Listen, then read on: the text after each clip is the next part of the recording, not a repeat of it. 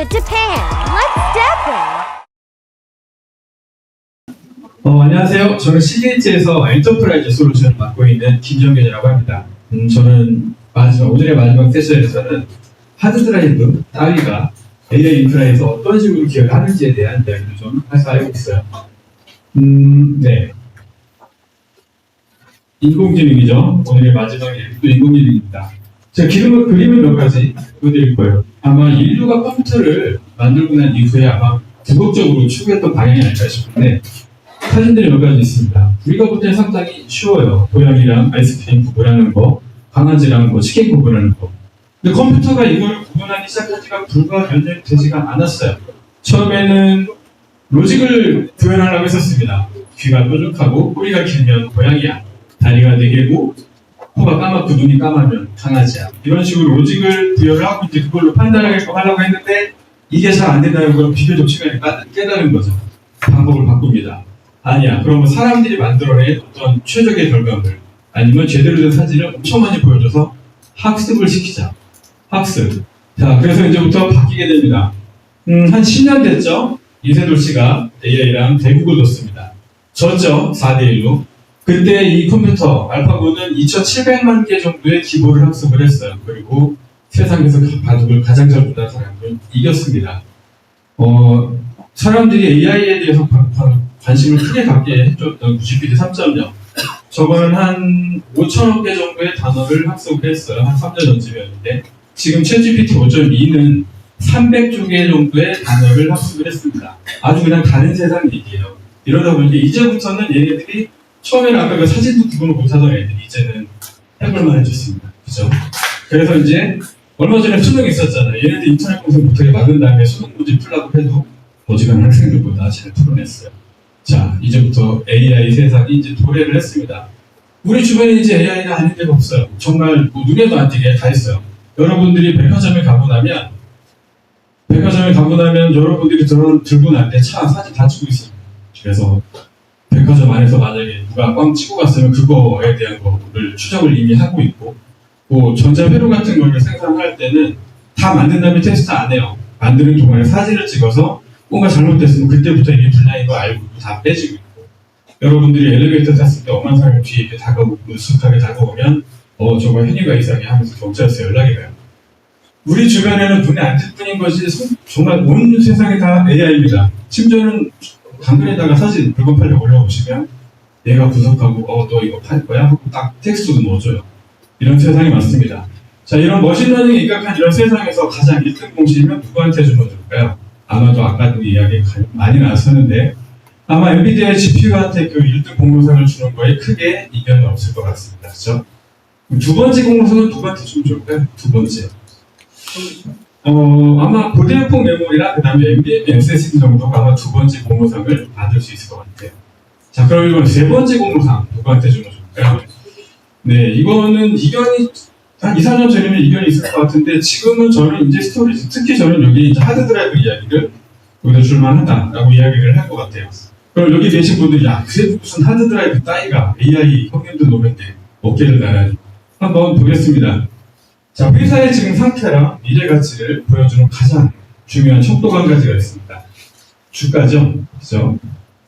주가입니다. 엔비디아의 지난 1년간의 주가를 한번 살펴보겠습니다. 요즘에 조금 주춤하긴 하지만 그래도 쭉쭉 잘 올라가고 있어요. 우리나라 장이긴 하지만 SK 하이닉스 주가 막 올라가고 있죠? 여러분들도 SK 하이닉스 주가 좀 주식을 갖고 계시기를. 그러면 이제 전혀 관계 없을 것 같은데, CGH 주가는 어떨까요? 또 가파르게 올라가고 있죠. 심지어는 엔비디아보다 많이 올라가고 있습니다. 지금 하드드라이브는 믿어지지 않지만 공급이 수요를 따라가지 못해요. 하드드라이브 가격은 매주 올라가고 있습니다. 저희 총판들은 하드드라이브 발주 1년 전에 내요. 그럼 1년 후에 물건을 받는데 발주된 거 다 받지도 못하고 있어요. 이런 믿을 수 없는 상황이 오긴 했는데 지금 S&P 500 지수에서 AI 테마로 해서 여러 테마주들이 그 중에서 단연 인기 있는 그런 주가 됐어요. CGH가 정말 신기하게도. 다시 생각해보면 여러 기업들이 AI 환경을 구축할 때 GPU 자원을 확보를 하고 신나게 학습을 했죠. 연산을 했고 그 연산된 결과가 어디 저장됐을까요? 그거 다 어디? 여섯 많은 데들은 플래시 기반의 스토리지 많이 저장을 했겠지만 네, 하드드라이브 걔네들이 저장이 되고 있어요. 뭐, 매번 액세스하는 게 아니다 보니까, 그러다 보니까 지금 하드드라이브 시장의 변환이 바뀌어가지고, 그래서 이제 저장량치로 하드드라이브에 장점이 드러나고 있습니다. 한때 세상 데이터는 전부 다 하드드라이브에 저장이 되던 때도 있었어요. 그때는 고성능 하드드라이브와 대용량 하드드라이브 두 가지가 있었죠. 근데 SSD가 출현을 하면서 이 고성능 하드드라이브가 완전히 SSD에 대체가 됐어요. 근데 이걸로 안 끝났죠. 대용량 하드드라이브 쪽도 SSD가 점점 전류를 합니다. 그래서 이제 우리가 보는 거의 모든 서버는 SSD밖에 없어요. 그러니까 지금 되면 야 SSD가 하드드라이브 원질을 대체하는 거 아니냐? 이런 이야기들이 이제 많이 나오게 되죠. 근데 몇 발짝 뒤에서 좀 보면 사실은 그렇지 않아요. 기업에서 저장되는 데이터의 한 17% 정도는 SSD에 저장이 되지만 그 나머지 것들 80% 이상은 하드드라이브에 저장이 됩니다. 그래서 SSD 응답 속도랑 대역 스루프만 보면은 하드드라이브가 그냥 비교도 안 돼요. 엄청나게 뛰어난 그런 저장 매체입니다. 하지만 운영 온도, 열에 상당히 민감하고 전기적인 충격에 상당히 취약해요. 그리고 읽고쓰기, SSD는 리라이트가 안 되잖아요. 덮어쓰기 안 됩니다. 그래서 읽고쓰기가 극단적으로 많이 부여되는 이런 상황에서는 심지어는 하드드라이브보다 느려질 때가 있어요. 하드드라이브는 뭐 응답 속도 많이 느립니다. 부끄럽게도. 하지만 시퀀셜 액세스, 순차적인 액세스, 비디오 같은 거 이런 것들은 꽤 잘 나오고 특히 도입비용 대비 저장 용량은 SSD는 한 6배 이상 훨씬 더 저렴해요. 그리고 데이터의 안정성이라든가 보존성 관점에서 볼 때는 월등히 뛰어납니다. 그래서 이거는 뭐 나중에 나온 어떤 기술이 이전 제품 내지 이전 기술을 완전히 대체한다기보다는 업무의 특징, 워크로드의 어떤 특성이나 저장 매체의 특징들을 적절히 고려해서 매체할 때 어쩌면 더 낮은 도입 비용 많고 하지만 더 안정적이고 뭐 성능 뛰어난 이런 스토리지를 구현할 수가 있을 것 같아요. 저는 이제 오늘은 하드드라이브를 잠깐 해볼 건데요. 하드드라이브 운영하는 데 별 생각 없지만 진동이랑 열이 가장 중요한데 그 중에서 진동이 최고로 중요해요. 그래서 여기 잘 보시면 이 외부에서 들어오는 그 진동 감지 센서를 가지고서 액추에이터를 이 보정을 해주는 그런 기술들이 들어있습니다. 그래서 여러분들이 하드드라이브 여러 개 바꿔가지고 레이드를 쓰더라도 얘가 성능이 안 떨어지는 이유가 바로 저 센서 때문에 그래요. 그리고 여기 보시면 하드드라이브 요 바닥에 있는데요. 저렇게 생겼습니다. 디스크 표면에 띄워주는 저 슬라이더라고 하는 부분이 있고요. 저기 떠서 이제 작동을 하는데 매우 역설적인데도 저 하드드라이브 저 슬라이더는 첨단의 반도체 기술을 가지고 생산합니다. 그래서 이거 바탕에 템플릿이 완전히 날랐는데요. 하지만 그런 뭐 시간 관계상 지나갈게요. 그래서 뭐 하드드라이브는 기계 장치 갖고 SSD는 반도체 갖고 이런 그렇다기보다는 같은 반도체 기술을 가지고 빠른 응답 속도가 필요할 경우에는 SSD로 구현하고 더 큰 용량이 필요할 경우에는 자기를 기록할 수 있는 방식으로 하드로 구현하는 이런 정도로 이해하시면 좋을 것 같아요. 자, 슬라이더 만들고 저런 식으로 만들어질 텐데요. 생각보다 되게 커 보이잖아요? 아주 많이 작습니다. 그래서 이거는 25배를 확대를 한 갬이랑 저희 아까 보셨던 하드드라이브 쓰기 헤드예요. 슬라이더인데 저기서 이제 갬이 전문이랑 그 다음에 슬라이더에 이코 쓰기 헤드가 있는 거를 10배씩 확대를 할 거예요. 250배, 2500배, 25000배쯤 확대를 하면 저기 뭐 조그만 거 보이잖아요. 저게 하드드라이브 데이터를 쓰는 펜입니다. 펜, 라이터예요. 저 펜의 크기가 한 100나노미터쯤 하는데 요즘 하드드라이브 모양이 좀 바뀌었어요. 저렇게. 그래서 사다리꼴처럼 생겨서 그냥 40나노미터 정도 합니다. 엄청나게 작은 펜이죠. 하드드라이브 제조사들은 기록 밀도를 높이려고 그동안 정말 부단하게 노력을 해왔어요. 어떤 것도 있었냐면 처음에는 기록 방식을 바꿔봤어요. 수평으로 기록을 하다가 이거 뒤집고 세워서 기록을 합니다. 그래서 기록도 확 높아지게 되죠. 두 번째는 하드드라이브는 공기 대신 헬륨을 채우기 시작을 했어요. 그래서 여기 보시면 공기 드라이브랑 헬륨 드라이브가 있는데 뚜껑을 까보면 이래요. 하드드라이브 헤드가 볼 때 이 자기 속도가 시속 130km쯤 합니다. 여러분들 창문들 고속도로 가면서 손 딱 내보면 엄청나게 바람 많이 들죠. 얘도 똑같아요.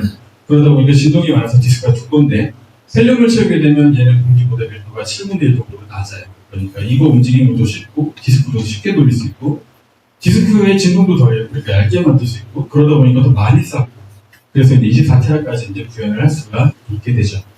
자, 그 다음에 또 다른 기술 하나는 트랙을 겹쳐 쓰는 기술입니다. SMR, 싱글드, 기화식 기록 방식. 저렇게 트랙을 겹쳐 쓰게 되면은 그때는 일반 기록 방식보다 같은 면적에서 더 많은 트랙을 쓸 수가 있죠. 결과적으로 더 많은 데이터를 기록을 할 수가 있습니다. 근데 SLR 방식은 한 가지 취약점이 있어요. 뭐냐면 맨 처음에 한번 쓸 땐 괜찮습니다. 근데 재기록을 할 때 성능이 그냥 드랍을 해요. 기반정처럼 켜켜이 쌓이는데 맨 바닥에 있는 트랙을 만약에 리라이트를 한다고 가정을 해보면 위에 쌓여있는 애들 다 들어가 있는 거 다시 구해야 돼요. 그래서 엄청 느려집니다. 근데도 이런 하드드라이브가 있어요. 어디 쓰냐면 여러분들 쓰고 계신 외장 하드드라이브. 그거 다 썼다고 데이터 다 주고 다시 쓰지 않죠. 새로운 거 하잖아요. 걔는 거의 읽기 위주의 하드드라이브니까. 그런데 이제 부분적으로 쓰게 됩니다. 이런 기술들을 다 이제 합쳐서 하드드라이브를 생산하는데 이제 거의 임기치에 다다랐어요. 저희가 더 많은 데이터 용량을 공급을 하고 싶은데도 물리적인 한계 때문에 안 돼요. 여러분들이 A4 용지에다 글씨를 쓴다고 했을 때 아무리 작게만 써도 정말 짜게 쓸 수 없는 범위가 있잖아요. 그거 넘어서려면 이제 전에 없던 기술을 사용하게 됩니다. 그 기술이 바로 이제 해머 기술이고요. 열 보조, 자기 기록 방식입니다. 이거는 디스크 표면에다 레이저로 가열을 하는 거예요. 그래서 디스크에 기록되는 표면적을 순간적으로 확 줄여주는 그런 기술이고요. 그래서 실제로 저렇게 레이저가 펴지는 걸 보실 수가 있어요. 그리고 저 슬라이드도 보시면 레이저를 쏴주는 총이 달렸습니다. 그래서 표면에다 빡빡빡 두고 이제 레이저를 쏴주게 돼요. 그래서 실제로 보면은 이게 무슨 의미가 있냐면 기존 대비 하드드라이브 용량 같은 용량을 저장하는데 훨씬 더 적은 전력만으로 기록을 한다는 게 이제 가능해진 거죠. 보통 평균적으로 공급되는 드라이브 용량에 대비 한 40% 정도 적은 전력만으로도 이제 이런 고용량 하드드라이브로 구현할 수가 있게 돼요. 자, 그래서 기존에는 하드드라이브 밀도가 별로 안 좋았어요. 그냥 디스크 한 장당 2테라, 2.2테라, 2.4테라 그냥 올라가고 있었는데 해머 드라이브, 해머 기술을 적용한 이후부터 보시면 성큼성큼 늘어나는 걸 보실 수가 있어요. 디스크 한 장당 3테라, 4테라, 5테라. 저 위에 보고 계시는 모자이크가 있는데 모자이크가 이제 일종의 브랜드명입니다. 그래서 모자이크, 디스크 한 장당 3테라가 기록이 되면 모자이크 3 플러스, 4 플러스, 5 플러스 이런 식으로 되고요. 이미 저희 실험실에서는 70테라짜리 하드드라이브 구현이 끝났어요. 70 들어가고 하나에 70테라. 그거 하나 만드는데 너무 비용이 많이 드니까 수요의 문제입니다, 이제부터. 그래서 이제 앞으로 적정한 때가 되면 시장에 나올 텐데, 그래서 저희는 디스크 결장이 아까 인코스기 성능 제한 없는 CMR 기술에 해머 기술까지 얹어서 이제 32TB 하드드라이브 시장에 출시를 했어요. 여러분들도 원하시면 좀 비싸긴 하지만 보실 수 있습니다. 전기회사 같은 경우에는 디스크 11장에 SMR 기술을 써서 32TB를 겨우 구현했어요. 아마 이런 기술력의 차이 때문에 아까 같은 그런 주가가 일어났을 것 같은데, 이게 슬라이드 완전 바꿔가지고 작동 잘 안 하는 것 같은데요. 이거는, 자, 우리가 이제 GPU 환경을 좀 구현할 때 AI 서버를 한번 만들 때 보통 AMD 서버를 좀 더 많이 쓰는 편이에요. 그건 왜 그러냐면은 저희 PCI 레인 때문에 그렇습니다. 이 레인. 말하자면 차선이에요. AMD CPU는 차선을 128개를 운영을 할 수가 있어요. 그러니까 그 상황에서 더 많은 액세스를 할 수 있죠. 자, GPU 하나당 PCI 점유할 수 있는 레인이 16개씩 쓰게 됩니다. 이런 거 하나하나 꽂다 보면 딱 8개 꽂으면 128개 차선이 끝나요. 그래서 이제 최대로 구성하는 AI 서버가 딱 이렇게 생기는 이유가 아까 보셨던 그 레일 개수 때문에 그래요. 자, 이제 연산하는 서버를 준비를 했으니까 이제는 우리가 빠르게 작동하는 스토리지도 만들어야겠죠? 이번에는 좀 공평하게 이제 인텔 CPU도.